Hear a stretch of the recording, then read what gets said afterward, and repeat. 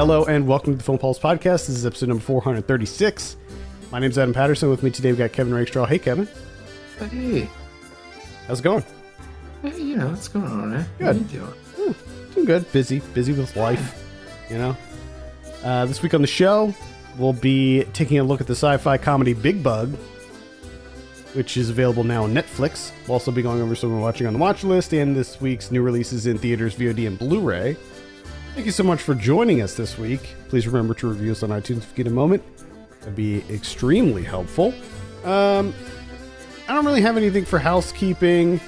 We have the theme for this month's Saved by the 90s. We're going to be recording it this week, so stay tuned for more information on that. Probably next week I'll be able to tell you the movies and the theme and all of that stuff. But stay tuned for that. I think we can go ahead and dive into our review. Now, I'm calling it Bigbug because it's all one word is the title. So it's not like Big Bug. Is that how you're reading it? Bigbug? Yeah, I mean, how else could we read it? Should we run through a couple different? Well, you can say Big Bug, Bug. like two words, like that. Oh, that's a big bug. Like a computer, like a bug in a computer system. Oh, Yeah, I mean, if you're a fan of insects, you're going to be disappointed. Highly disappointed. This has nothing to do with insects. No. It's a computer bug. So this is directed by Jean-Pierre Jeunet, a name that we haven't really talked about in a while on this show, or in general. I have a synopsis here. Humans have ceded most tasks to AI in 2045, even in nostalgic Alice's home. So when robots stage a coup, her androids protectively lock her doors. So what was the last movie that Jeunet did? Was it did T.S. Spivet? That's probably the one. The Young and Prodigious T.S. Spivet. Yes, and this is something that I immediately looked up after learning about Bigbug, which is, I mean, kind of odd that he just have a movie from this guy dropping on Netflix. No fanfare whatsoever. Just like, oh, by the way. I know. It's really weird. So I was like, oh man, it has been a while. It feels like it's been ages. So I looked it up because I'm thinking Micmacs was the last thing. Because honestly, I completely had forgotten about T.S. Spivet. I didn't even see it. I did. It was bad. Yeah, I remember you talked really about it bad. on the show, I think.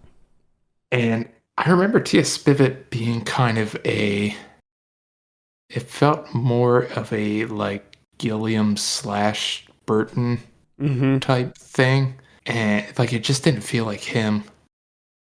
And Bigbug feels more like him, but too much. It's really interesting. Like, so if you're not familiar with this director, he's a very visual director. This is the guy who did Amelie, Delicatessen, City of Lost Children.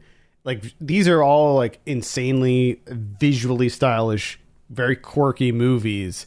And when you compare Bigbug to those three that I mentioned, or even Micmacs, it's very different. It's like it's still visual. It's kind of the same. It's just like the color palette is just right. That's exactly what I was just gonna say.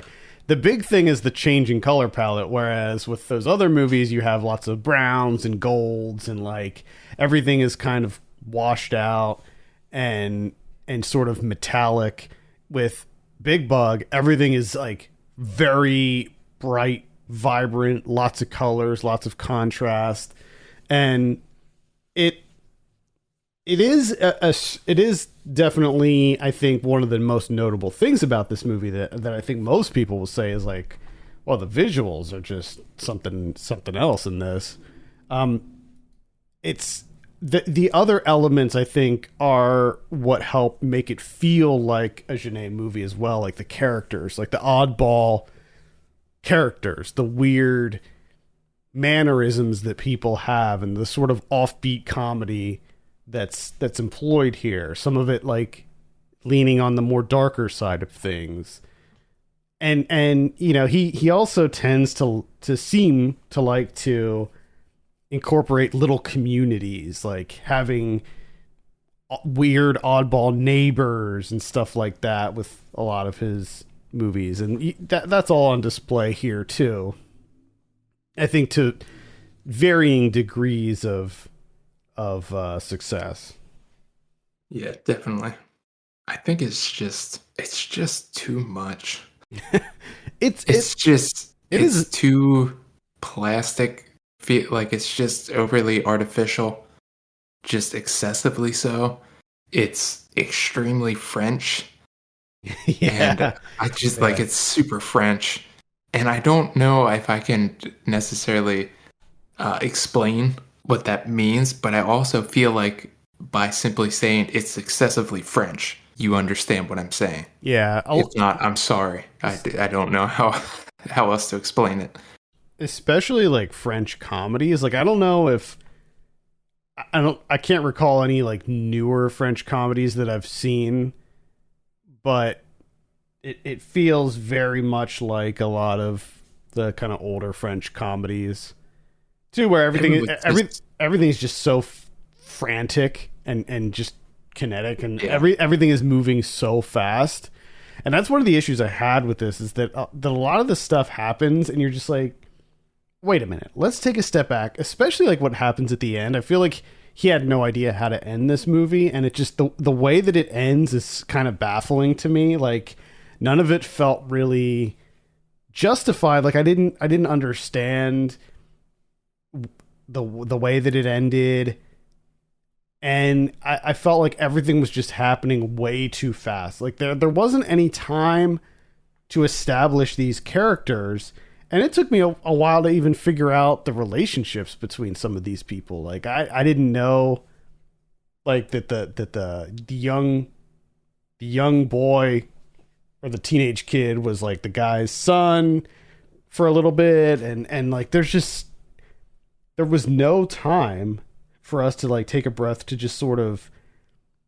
Well, I think that's the peculiar aspect of this movie, because to me it has a very peculiar pace to it. It's like you said, it's very frantic. It never stops to take a breath, but at the same time, it feels like it drags on forever.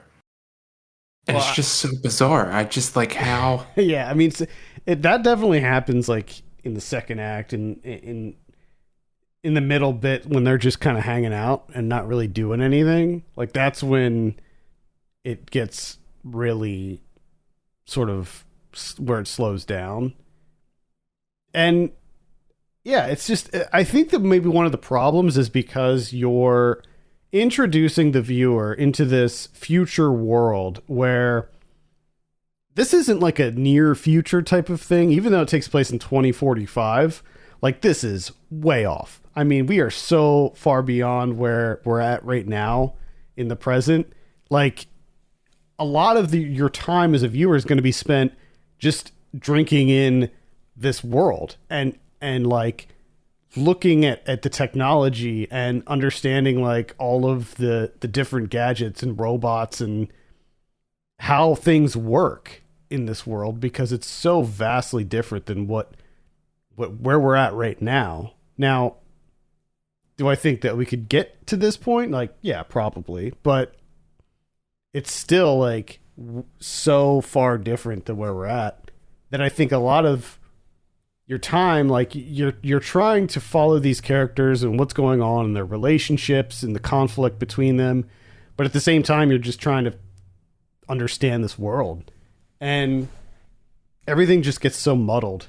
And like you said, it does lag in the middle, and it all feels really off.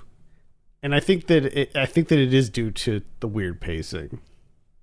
And it's just bizarre, because like in my eyes, the world building, I think, is pretty fantastic. It's definitely the highlight of this movie. The world, the technology, all the things that's happening in that aspect, the production design, art direction, all of that. Definitely the highlight, where you're like, okay, this is really thought out. I like this. But then to just populate it with people, which I guess is, some kind of commentary. And I mean, this movie's all commentary, which is, I think, its biggest knock against it. Just to populate it with a ton of people that are very horny. And I think that's the Frenchness, just frantic horniness. Yeah. You're just like, okay, you're this sustained horniness and the frantic nature of it it's exhausting. It's just exhausting. It's exhausting. Yeah, there's a lot of relationship stuff going on here between like the Alice and her suitor and the ex-husband and his new girlfriend and then the neighbor and Greg. Yeah. It's just there's and then the two kids also have like a budding romance. And then even the androids are like, "Oh, this is how we can become human." Yeah. So of course the one, the mecha Monique starts giving it a test run. It's like, can we just take a break? Can we just take a break for you guys just do it. Get it out of your system. 10-minute break. Just get it. You guys can do it. And we can move on to something else maybe. I don't know. I think it was like the heat had played a role in that maybe. Yeah. I don't know. It's too much. It's just too... it's too French, whatever that means. It's too French. I will underscore or double down on what you said about the visuals. I loved pretty much everything as far as like the look of the house and like just like pretty much everything. How all the computers worked, the voice activated, the AI stuff, all the robots, like that all looked awesome. I think it was a mix of practical and CG, but more heavily leaned on the CG stuff. I think there were a lot of CG things that probably didn't need to be, but it was clearly going for a sort of like farcical like kind of style. So it wasn't like uber realistic looking CG. It was definitely like exaggerated looking, which I think I think that's the thing. It's just everything about this is so heightened and artificial. Yeah, that, everything. If you're not tapped into that or on the safe wavelength from the outset, it's just going to rub you the wrong way the entire duration. Yep. I will say that probably my favorite thing, as far as like the items, was that chair. Like the chair that like folded down. Do you remember that? You can buy those. You can buy those, I think that's just a normal chair. Well, that's what I was thinking too, like, because that looked like just a real chair, but it was so cool how it folded down like that. Yeah, I mean, it's just, I don't know. It's just too sweet. It's just too garish for me for, almost 120 minutes. Yeah. It's just a bit too, my eyes can't take that much input. It's just too many colors. It's a lot. It's a very glossy, bright movie.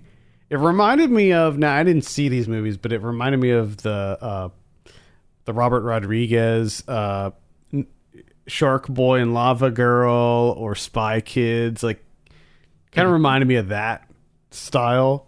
And again, I haven't seen any of those, but just like from the previews and stuff. Yeah. Or Speed Racer.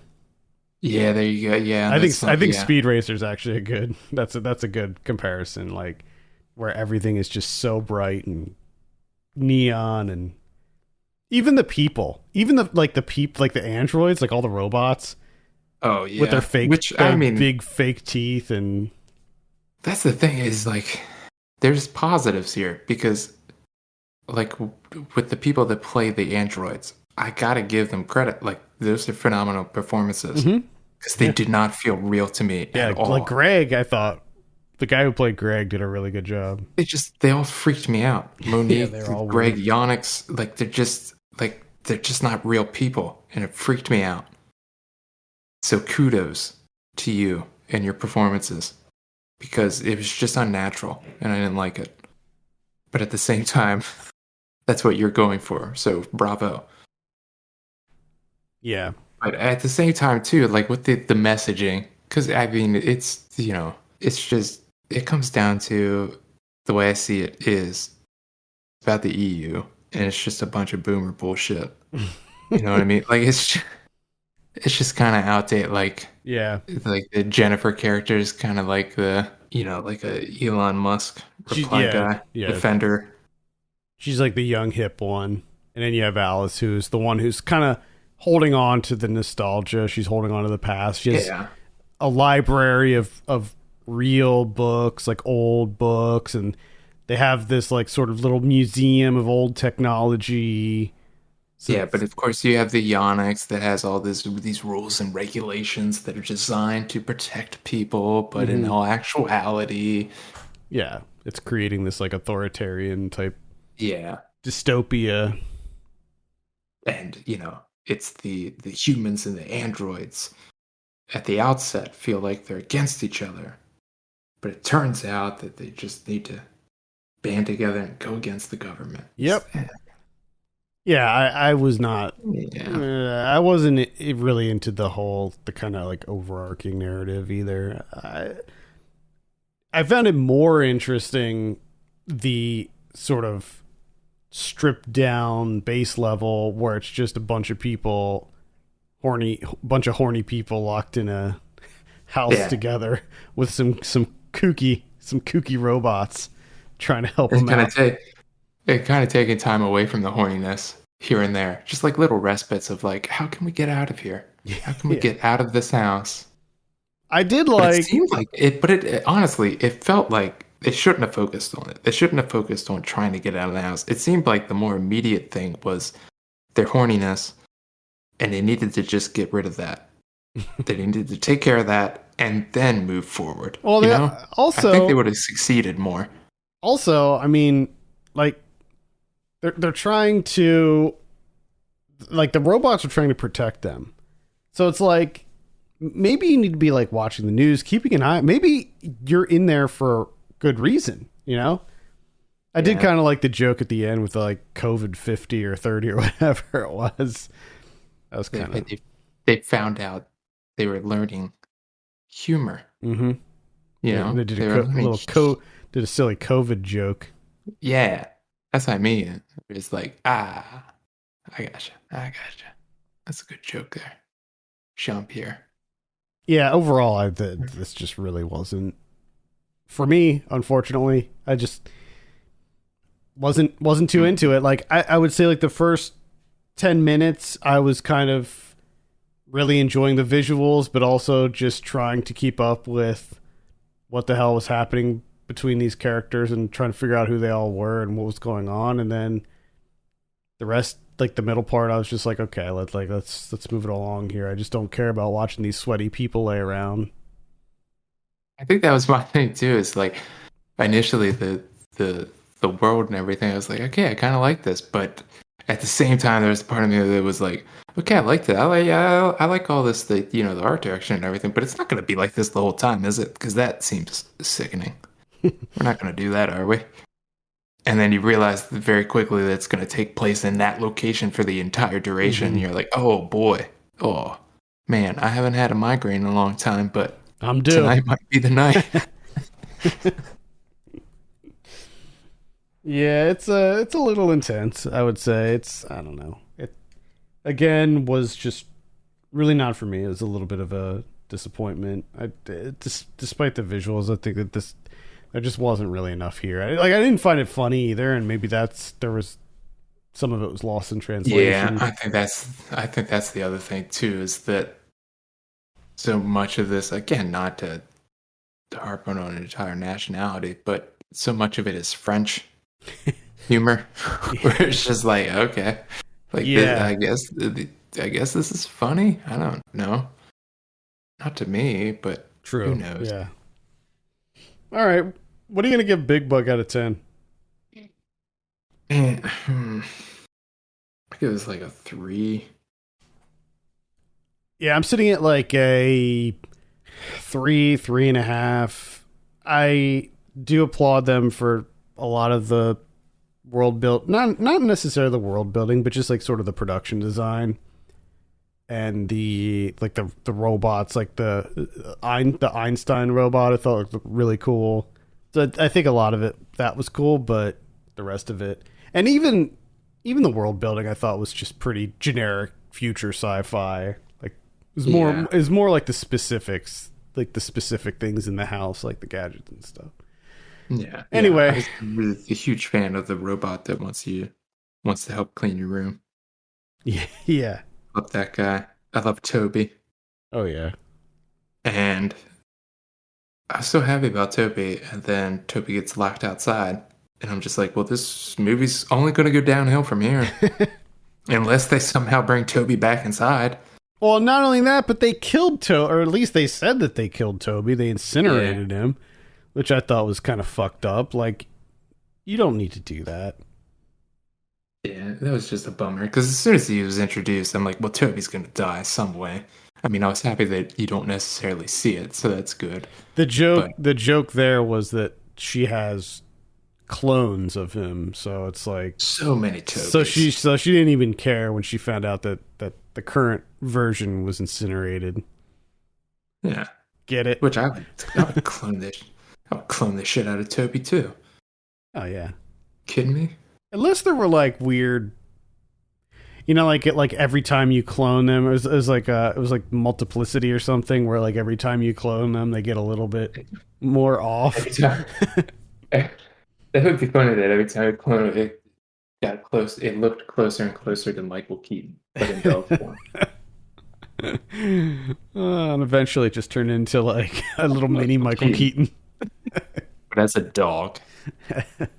Oh, that'd be great. All right, yeah, that's Bigbug. That's on Netflix right now. Let's move on. Talk about some of what we're watching. Got a couple things on my list, but I think it might be your turn this week. Okay. Well, I got it. I'll kick it off with Takeshi Miike. Oh boy. 2019's First Love. This is available on Amazon Prime and the beloved Tubi TV. Everyone's favorite. You can watch it on either one. I know everyone's going to watch it on Tubi because that's the preferred choice. This is Takeshi Miike doing what I would consider just your default crime movie where you have a young boxer, right? It's always a boxer. And he gets mixed up in the Yakuza. And there's a woman being held and forced into prostitution, and he trying to help her out. And of course there's some corrupt cops, and there's this whole thing about, trying to get some drugs, and it seems like this has been, although I can't name the movies, I feel like this is kind of like a default formula for Yakuza movies. And but it's Miike, and it's fun, and it's good times, and god damn it did I enjoy myself. Like, it's a lot funnier than I was expecting it to be. It's fucked up in some ways, which was not surprising. And I mean, it's just, I don't know, like, the Miike to me is just like, he's like comfort food. Mm-hmm. It's just, he's like a bowl of mac and cheese. A nice stovetop mac and cheese. Oh yeah. Just hits the spot. Fucking love it. And I can sit there and he'd be like, is this a phenomenal film? Is this like pure cinema? No, it's not. But I fucking enjoyed the shit out of it. And that's all that matters when you're watching a Miike. I don't remember too much about this one, but I did see it, and I do remember liking it quite a bit. The Yakuza guy that's like stealing the drugs and kind of like trying to flip it and create this gang war. His night escalates where he just has to keep killing more and more people, and that was not his intention from the outset, but he's just like, well, I've already killed one, might as well kill two. Well, and then when he kills two, he's like, well, I just gotta keep it going, I guess. I'm just gonna be killing people tonight. That's my thing. That's my night booked. And he like runs over. He's like, the one guy he fucking disarms or whatever and knocks him out cold, and he steals the guy's like massive SUV, and he's just like, "Wow, I gotta kill this guy." So he, of course, like drags his body over and puts his head underneath the tire, and then gets in the SUV and drives over his face and crushes his skull. And as disgusting as that sound, it was also just fucking delightful. Mm-hmm. Which is, I think, Miyake is the only one that can do that.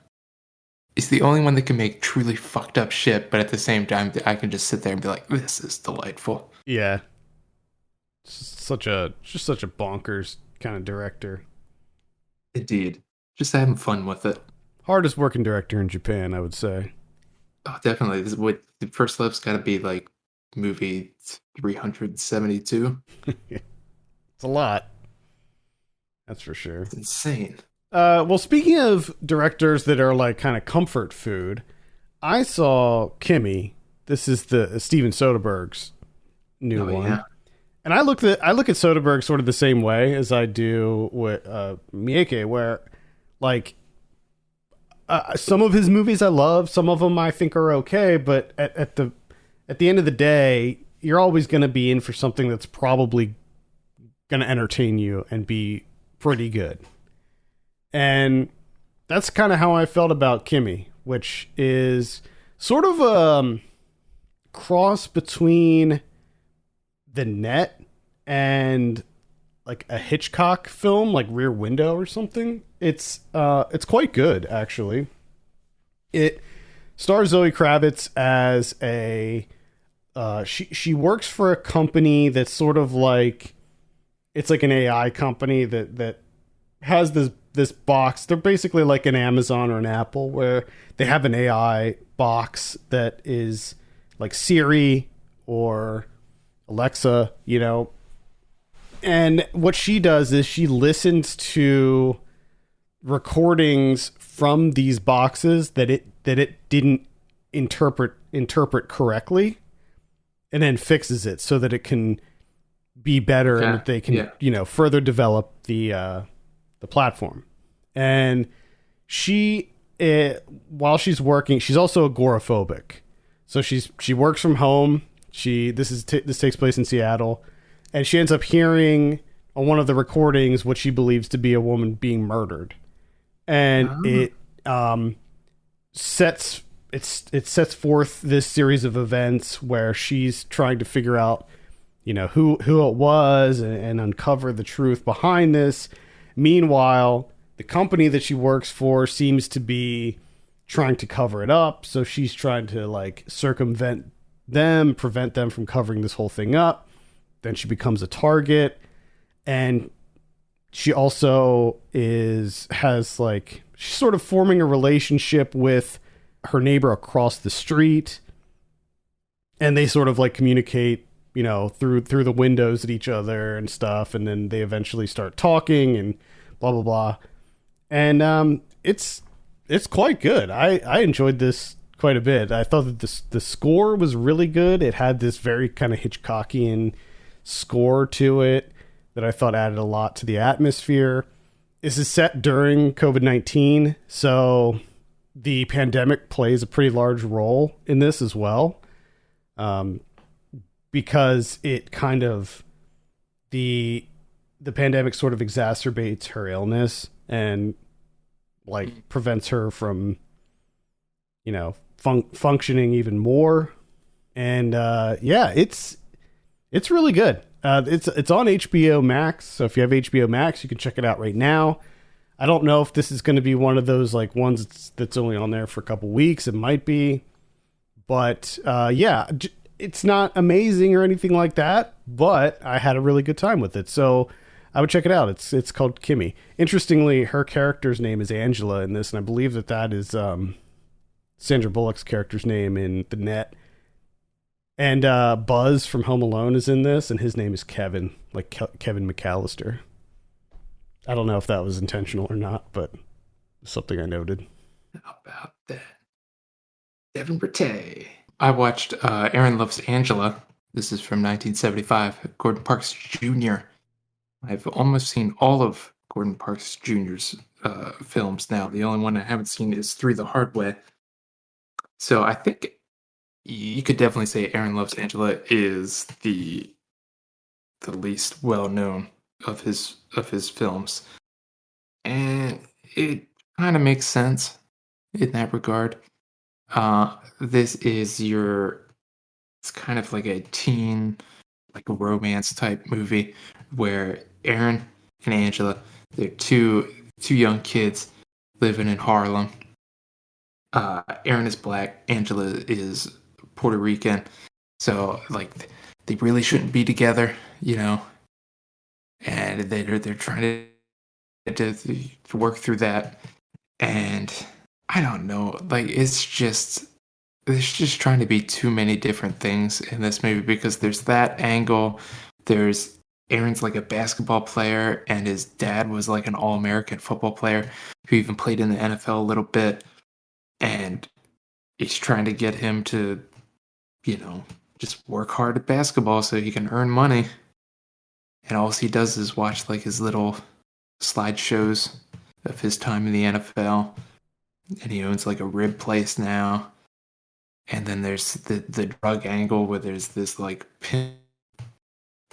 cocaine dealer. And it's just, I don't know, to me there's just way too many things going on. But I think the main thing that is the detriment to this movie is the kid that plays Aaron, Kevin Hooks, is just like no charisma, no nothing. Which in a sense, it's kind of perfect for the narrative that they're going for here, where it's this kid that's just like, this coming of age story where everything was just like a bit too much for him. Like everything is just a little bit, he's in too deep, he's in over his head between the romance, the drug angle, him and his father, the relationship there, and his basketball career, all these things where he's just kind of like, he always has this kind of like dumbfounded look on his face, like there's just too much going on and he can't process it. But kind of what it comes down to is, on the flip side of that is, he doesn't really have a presence. He doesn't have a charisma to him, and the whole like romance angle of this thing, it just is kind of a wet blanket where you're just like, okay, I hope these kids, but at the same time, they're not really that interesting. But the one interesting thing about this, which is a thing that I miss about movies from this time frame, the entire score of this movie is Jose Feliciano doing like songs just for this movie, which is something that you used to get, where you used to get like huge, big name music people doing a score to like, original songs through and through. And it was incredible. But at the same time, you got to deal with, there's like of course there's written in where it's like Jose Feliciano doing a performance at a bar and you have to sit through the entire performance. Because I'm sure that was like written into the contract. Yeah. All right. That was Aaron Loves Angela. Speaking of charisma, I saw a movie that has a main character who has a lot of charisma, maybe too much, and used for a very kind of nefarious reasons, and that's the Tinder Swindler on Netflix. This is a documentary, crime doc. It is. This is directed by Felicity Morris, and it is about this Israeli diamond mogul who is just he's just a con man. He's a straight up con man who meets women on Tinder and develops relationships with them, and then basically begs them for money, and then gets them to give him thousands, hundreds of thousands of dollars in some cases. And they interview some of the women who he scammed, and the process that they went through. Like basically like three of these women teamed up and took him down, and it just kind of goes through the whole process. It's a quite well made documentary. It is very infuriating, especially at the end, because this guy's just such a shitbag, and it it's always infuriating when you see these con men like scamming people out of so much money. And surrounding this, I saw a lot of victim blaming, like, well, they're so stupid. Why would they give him that much money and stuff like that? And like, that pisses me off when I see that type of stuff. It's the same reason, like when you hear about people who are in cults and stuff, and like, if you're that dumb, maybe you deserve it. Like, you don't have any idea like what's going on in these people's minds. Like, these women, they were in love with this guy. Like the one woman was with him, or she thought that they were like engaged, and like they were together for over a year.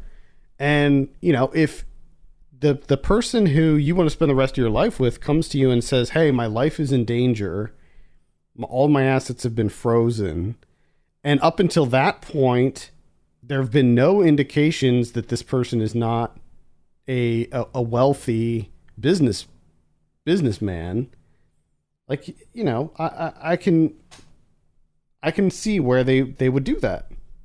Like if my wife came to me and said that there's like a bunch of hitmen coming after her or something, and then she needed money, I'd give her the money. That's interesting. I don't know if my wife would. She wouldn't give you the money? No, I don't think so. She'd be like, okay, this is too, I'm gonna get out of here. Well, your wife's a very frugal person, so yeah, maybe. But it's good for you. I'm glad you would. I would, yeah. Yeah. I mean, it's just money, like. Anyway, I don't want to see any kind of victim blaming around this, but the movie itself is quite good, so I would recommend it. It's not like amazing or anything. It's pretty much on par with the other Netflix produced crime docs. Yeah, I could see that. Yeah, it's well. I think that's all it comes down to with those Netflix crime docs, or any docs on Netflix for that matter, is how interesting is the story. Right, because they're all fairly well made, like. Yeah, they all seem to have the same like production style to them, production value, that type of thing. Yeah. So it's just a matter of how interesting is it. Exactly. And I mean, this is like leaps and bounds above something that you'd see on like HLN, or one of those like Discovery ID, or one of any of those other like TV channels that do like Investigation Discovery or whatever they do. Forensic Files, yeah. There's one. Better, much higher production value than something like that. Gotcha. That's all I have. All right, I'll mention one more. I did see Slapface, which is on Shudder. I'm not going to talk about that because I didn't like it at all. So I would just say avoid that. It's a pretty boring horror movie. But I saw Vibes from 1988, directed by Ken Kwapis. This is a romantic comedy starring Jeff Goldblum and Cyndi Lauper.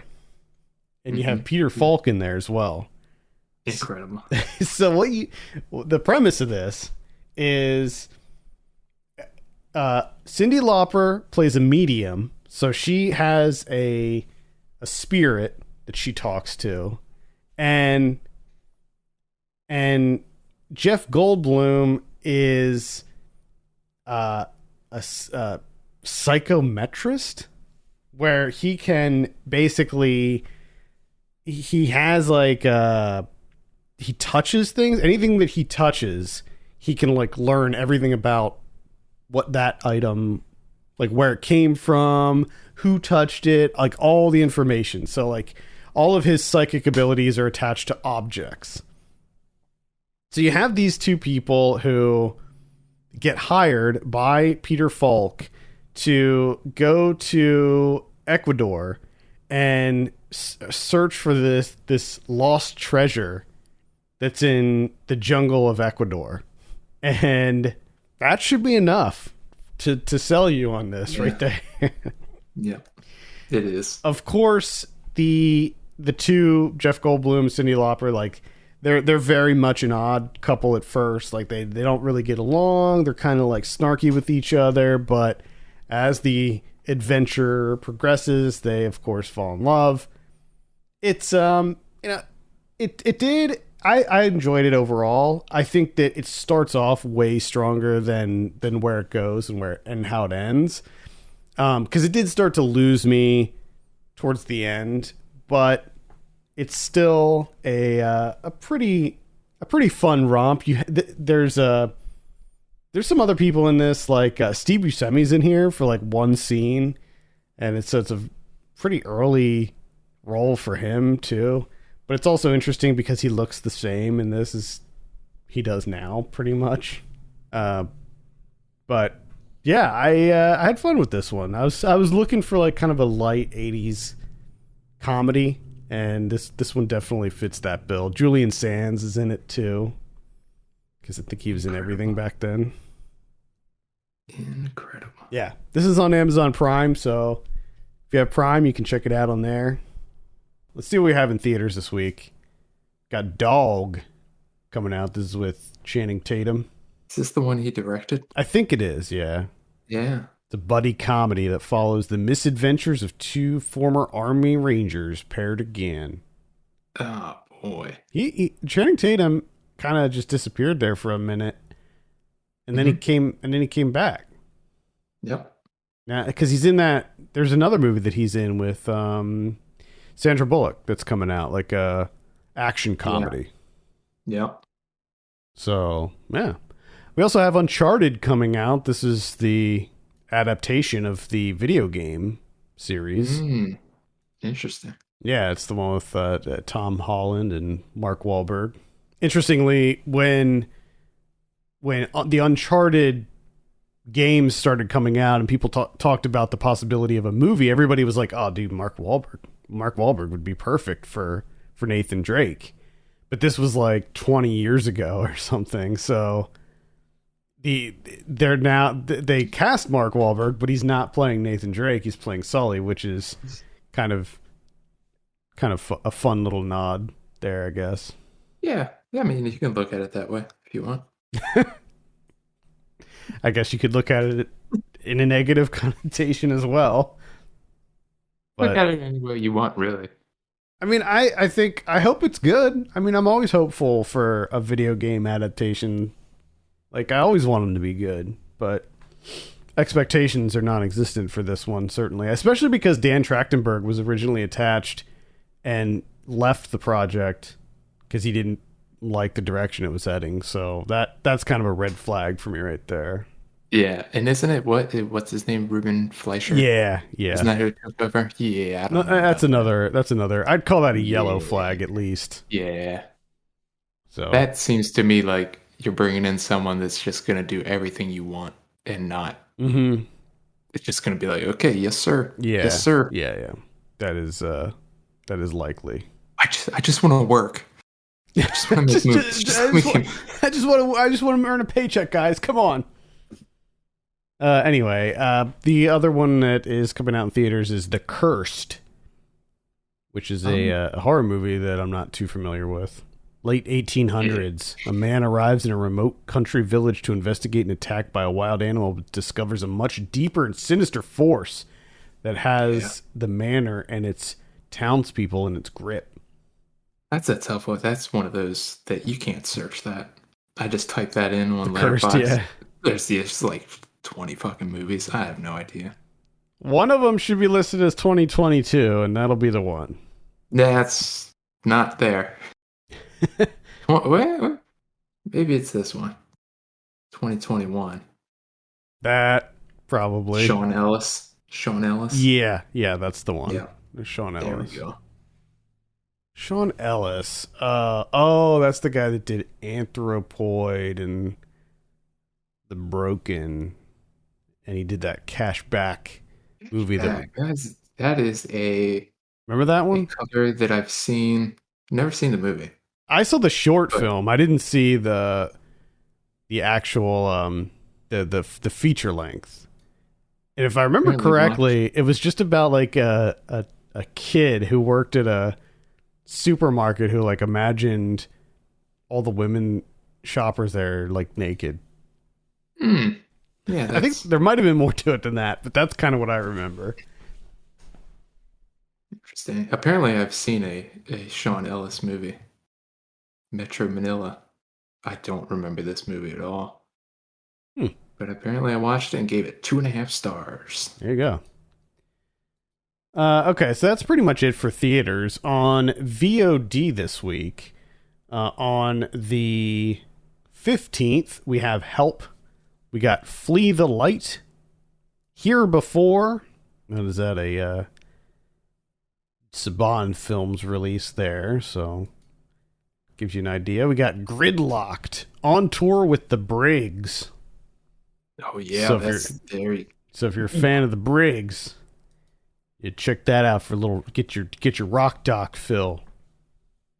We got Red Ghost, Nazi Hunter. I'm actually somewhat interested in this. A mythical lone wolf fighter known as the Red Ghost roams the Russian forests, sniping and killing Nazis one by one. Oh, yeah. Yeah. I'm kind of into this.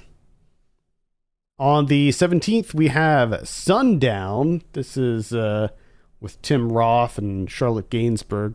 We have They Live in the Gray. This is on Shudder. While investigating a child abuse case, a young social worker discovers that a supernatural entity is tormenting the family. Got some interesting things on the coming down the stream on Shudder. So stay tuned. Yeah, they got like a out of nowhere Jennifer Reeder. Mm-hmm. What's that all about? Didn't even hear anything. Just out of nowhere. Oh yeah, dropping a movie on Shudder. Yeah. They well, seems like everyone, all these streaming services just dropping movies. Just dropping. But they just don't have like the advertising and marketing. Yeah, they just don't seem to have that built up yet. Maybe they're like really banking on social media. You know, word of mouth type of marketing. It does seem like everyone's going that route, which makes sense. Yeah. All right, let's see what else we have here. The Last Bus. This is on the 18th.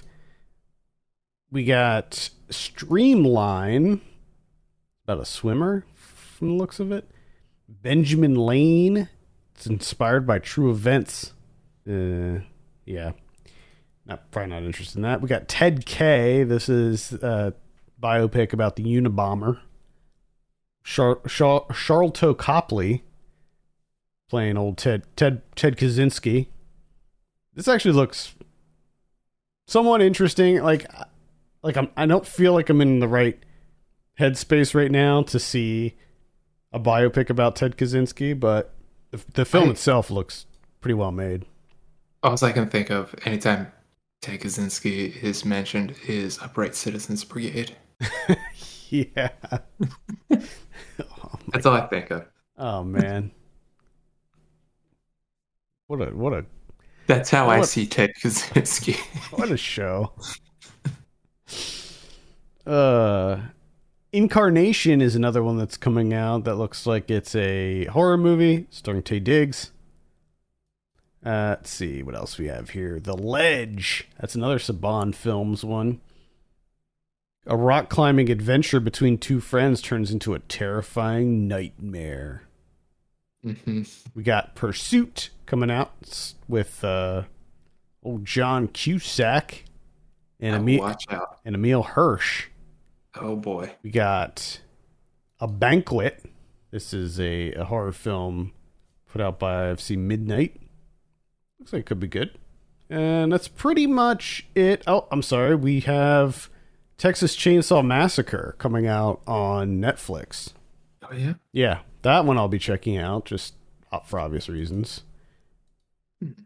Yeah, this one, it's so funny how David Gordon Green's Halloween comes out, and then it was really successful, so like everybody now is like, let's reboot, let's do these like pseudo reboot sequels to all the horror franchises. So this Texas Chainsaw Massacre movie is almost the exact same concept. You have it takes place now, modern times, and it's like a pseudo sequel to the original Texas Chainsaw Massacre, where I can't remember the woman's name, but the sole survivor of the first film, the woman who gets away, she's coming back in this one because like Leatherface comes out of hiding and starts killing again, and she finds out and is like, time to take him down, Jamie Lee Curtis style, Laurie Strode style.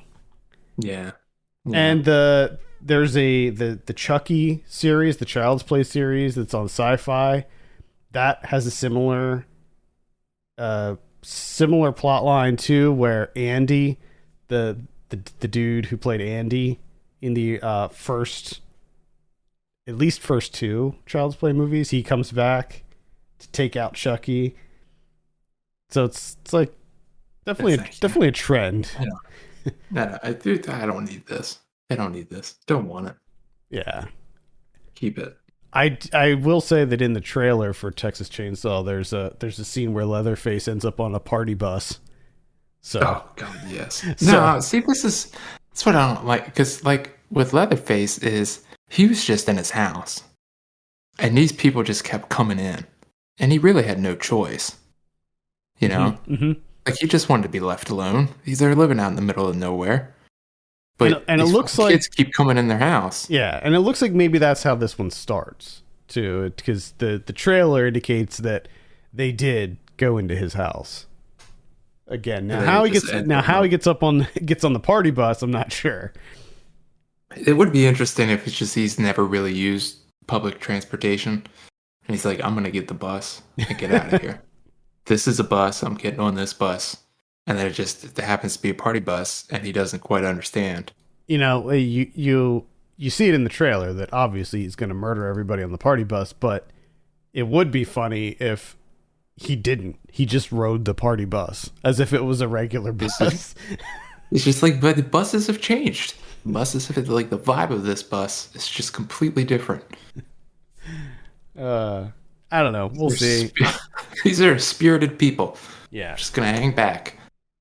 Either way, I'll check it out. I watched Texas Chainsaw Massacre at the beginning last night because I kind of forgot what happened in that one. That was the one from 2016. It wasn't the latest one, or maybe it was 2006 actually. Yeah, I think it was 2006, and then there was another one that was like Texas Chainsaw 3D or something that came out after that. But it's just too many. There's a lot of them, yeah, and unfortunately, unlike some of the other horror franchises, the Texas Chainsaw sequels and reboots are not really that good. Like, they don't really add too much. No. But can they? Can they really? Well, I think that's the issue, is that franchise, quote unquote, just peaked with the first one. I mean, it was just. The first one was just so... It was like lightning in a bottle, that one. Mm-hmm. None of the other ones. Even though the other ones, like all the sequels, were way more violent and gory and like grisly and had more kills and all that stuff. Like, none of them came even close to being as scary as the original. No. Anyway, we'll see. We'll see how it plays out. I think that's going to do it for this week. Thank you so much for tuning in. You can send us your questions and topics to podcast@filmpulse.net. You can follow us on Twitter @filmpulsenet and @filmpulsekevin. And if you have a minute, consider reviewing us on iTunes. That would be great. For Kevin Rakestraw, my name's Adam Patterson. We'll see you next week.